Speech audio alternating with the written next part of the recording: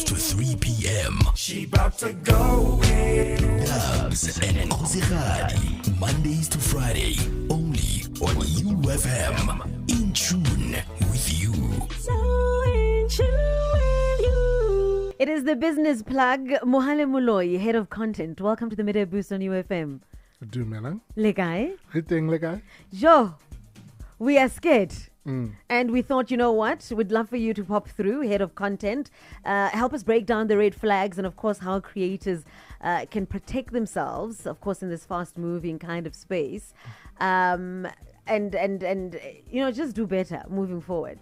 Yeah. Waban, so I believe we've got the right man today in studio behind the purple mic.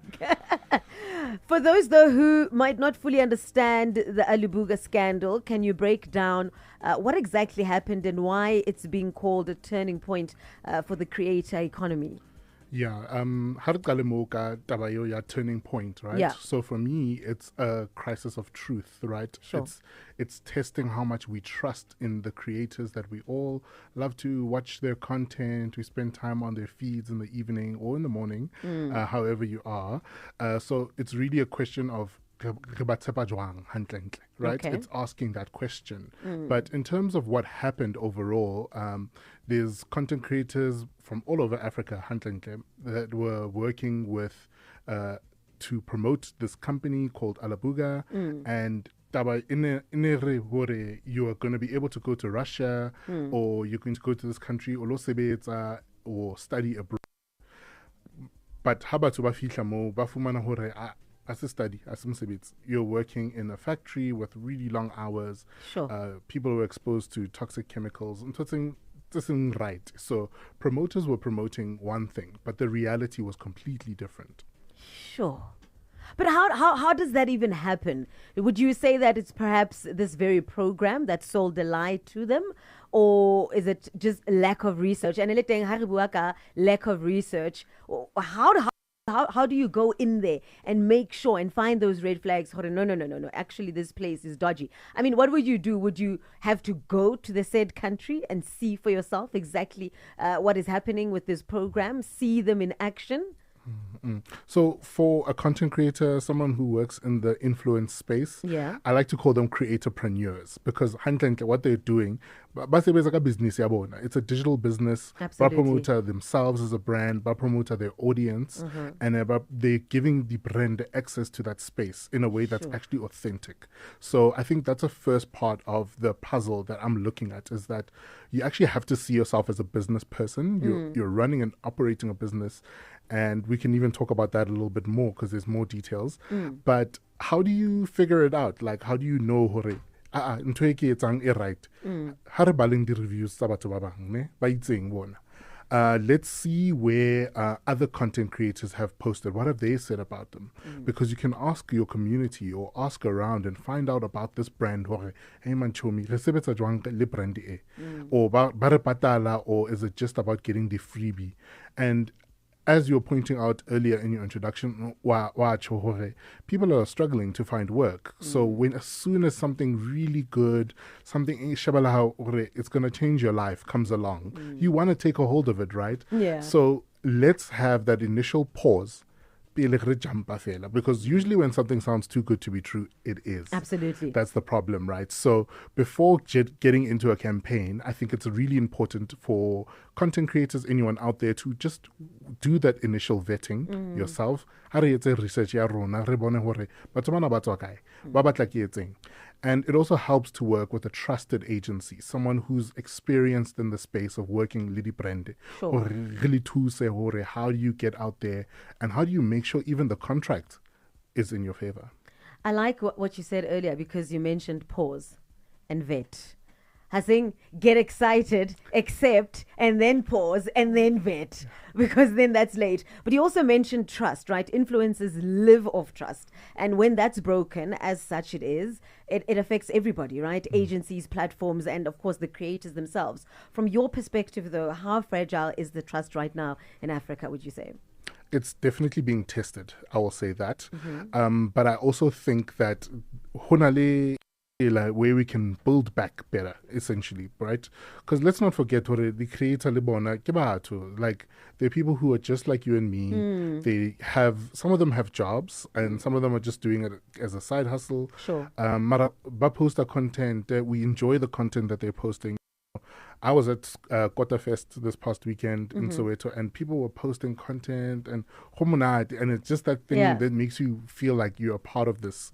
You're not just watching an advert or YouTube or something. Yeah, for sure. So my other perspective is, the trust is fragile. Yeah.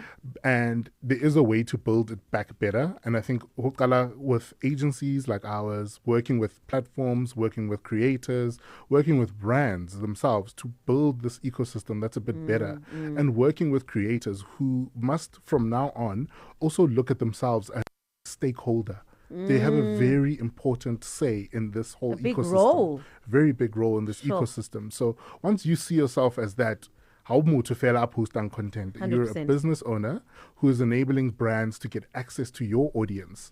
Then your whole mindset shift it's different, and then we can build on that trust. Start seeing yourself as a business. Speaking of that, a lot of South Africans, of course, entering the creator space, hoping to make a living. Both you and I have touched on this, that, the rate of unemployment is high. So, we entering the space, hoping, we're thinking, I can make a living. What are some practical red flags that creators should look out for before yes to a campaign or even a brand deal, especially the nano creators? You've just entered and you have quite a low following still. You're probably still on like 500, 600. So that means you're still going to get your first brand deal. What do you look for? Yeah. So Rona Resebetsa with a lot of content creators across different brands. And the first thing I kind of ask them is, how was your experience on this? Or how did it go for you? Asking that question in your community, you get word of, you get that review from Moto Umutsebang. So, firstly, reach out to other creators. Babu would say, hey, I saw you posted this thing. How did it actually go for you? And then the second thing for me is also to just do our own research, like we said earlier. We can go online, research, find out more about what's happening. And also, if you have a manager or if you have an agency, feel free to ask them questions. What do I need to know? What is the detail? What is the history of this brand that I'm working with? Because you're also collaborating, right? It's a shared space. Yeah. And once you've got that detail, then you can know, okay, this aligns with my brand, or my audience wouldn't necessarily like me to post something like this, so I don't understand. So for me, those are the initial flags for creators. Again, if something sounds too good, if they're offering you the 10 million, but you must just do what they say, then there's a little bit of a problem there. There's probably bigger the offer, wrong. I think deeper the vetting, Bigger the offer, deeper the vetting. Yeah, 100%. No, sure. Do you think this scandal, though, will change how people view influencing as a career path in South Africa? Do you think now people are going to be a little bit like, can we fix it moving forward? Or now people are just very skeptical and like, on edge? So one thing about influencing is you're operating at the cutting edge of what is marketing and PR now. Yeah. You are at the forefront creating new things in the industry that weren't around 10 years ago. So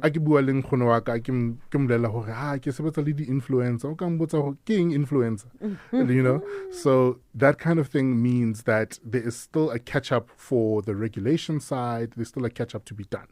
So what's happening now is that creators have all these new questions around what are you guys doing, and I think it's on us to help them formalize their jobs.